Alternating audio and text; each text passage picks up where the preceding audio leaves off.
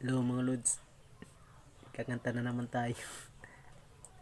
Ano ang akala mo sa akin? Suso mo iyupit na tikim. Ngunit ng aking hawakan, asawa mo'y dumating.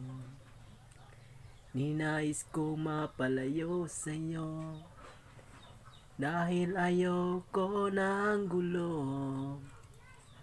Baka matudas tayo ng asawa mo. Ikaw ay aking minahal, dahil sa'yo ay makapal. Ngunit ay ako pala'y nag-isang tanga, dahil pumatol ako ng katulad mo. Di na kita kailangan, umalis ka na sa akin.